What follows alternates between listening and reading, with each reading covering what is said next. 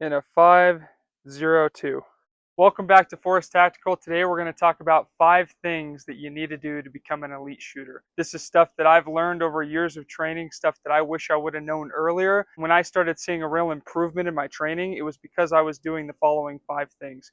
4 out of 5 of these principles were actually demonstrated in the cold start right at the beginning of this video. All right, so number 1, get a shot timer. The reason the shot timer is so important is because there's 2 metrics that's going to determine who's going to win in a shooting. 1 is speed, and 2 is your accuracy. Whoever can get off the fastest and most effective shots first is going to win that battle. You can be a deadeye and also be really slow and lose a gunfight. Accuracy is not the only important aspect. You need to tie that to speed. The only way you're going to be able to train speed is by actually measuring speed. You won't be able to do that without a shot timer. In particular, I recommend shot timers that can actually tell you your split times along with your first shot and not just be something that you hear the beep at the end of it. For a long time, I never got a shot timer, and the reason why is because I thought that they were too expensive and that I wouldn't need it and that I could just train without it. Or that I could just go on my phone and grab a buzzer app and just try to beat the buzzer. The problem is I was losing a lot of data by doing that.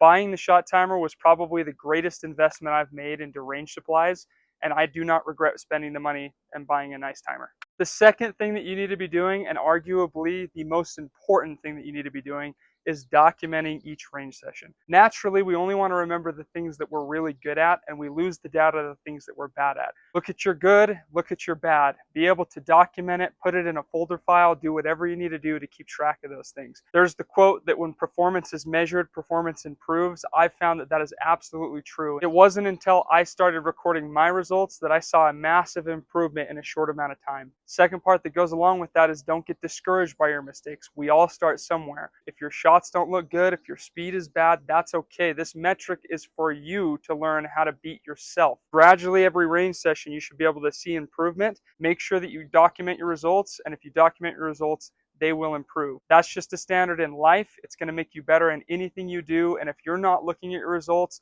you're ultimately setting yourself up for failure. Number 3, start with a cold start drill or a cold start standard. You need to know where you're at to defend yourself, to defend your family, and to defend others. It's important that you know exactly what you're capable of if you woke up in the morning, were just going through your day, and didn't know when you had to access your weapon. The cold start gives us our base level, what we're capable of at any given day, right off the rip, no warm-up, no stretch. We'll also give you information on what you need to work on throughout your day. If you sucked at the reloads, if you sucked at the draw, if you weren't good at tracking your sights, those are good things to pay attention to and rep those as many times as possible so that the next time you go for your cold start, you can get it right. At the end of the range session, I like to end with the same cold start I began with. And the reason why is that gives us our performance level, what we're capable of when we've had time on the range. Over time, you use that data to try to bridge that gap and bring your cold start level to your performance level, and then we reset.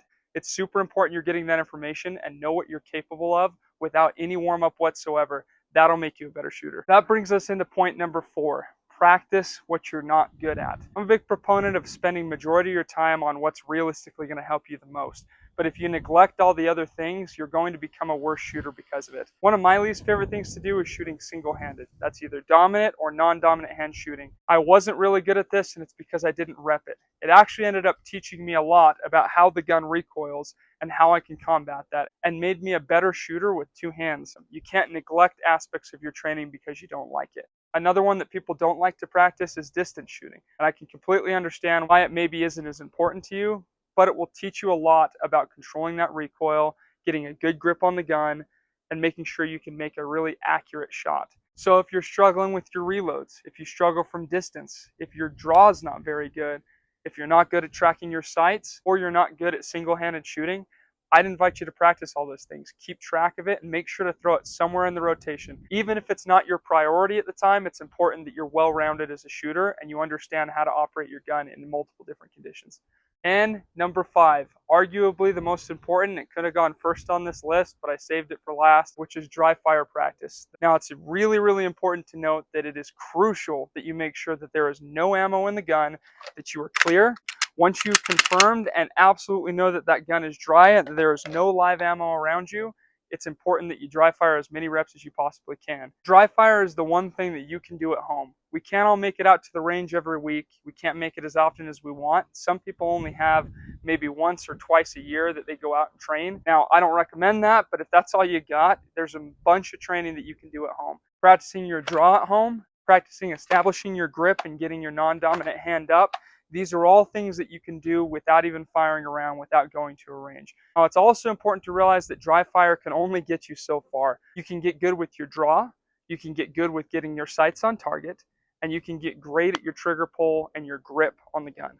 But what you can't do is practice strings of fire. You can't see how that gun's recoiling, you lose that information, and if all you did was dry fire, once again, would keep you back from being an expert at the handgun. The information I've given you today has come from years and years of personal experience on what's worked and what hasn't worked. I've been the guy that's gone to the range and hasn't documented anything, who didn't have a shot timer, who didn't want to do the dry fire practice, and all those things ended up hurting me in time. Now, it's also important to note the difference between training and the difference between shooting. Shooting in general, you want to go out with your friends, you want to shoot bottles off of the berm. That's fine, that's great. Shooting a gun is a thrill, it's awesome to do. Training is a different mindset. It's going into it ready to improve what your weaknesses are. It's going into it willing to put in the reps and the time, and it sometimes and oftentimes is very painful. But know the difference between the two, and know that training ultimately will make you way better of a shooter than just going out and not documenting these things. So in recap, the 5 steps you need to become an elite shooter. 1, get a shot timer. Be able to measure your metric of time and how fast you can make accurate shots. 2, make sure to document your results. If you did bad on that day, that's okay. Don't get discouraged. This information is for you to build upon and get better and better and better. So it's good that you're pushing yourself, and it's good that you maybe have some bad range days. Number 3, start with a cold start. Try to find what your base level is and work up from there, and try to make that even with your performance level over time, and then reset. Number 4, practice the things that you're bad at. Find out what you need work on and go rep those things. And number 5, do your dry fire practice at home. This is the way that you can stay sharp between the range sessions and how to get better even without firing rounds downrange. I promise that if you do those 5 steps, it'll make you a better shooter. It has worked for me hands down. I wish I would have had someone giving me those 5 tips right off the bat. So go out and practice those 5 steps and tell me how you like it. As usual, I love the comment section. It teaches me a lot. If there's something you feel like I missed in this video, if there's something that's helped you for your training, comment below. It helps me and it helps everybody else looking in the comment section, and I appreciate your feedback. Thanks again.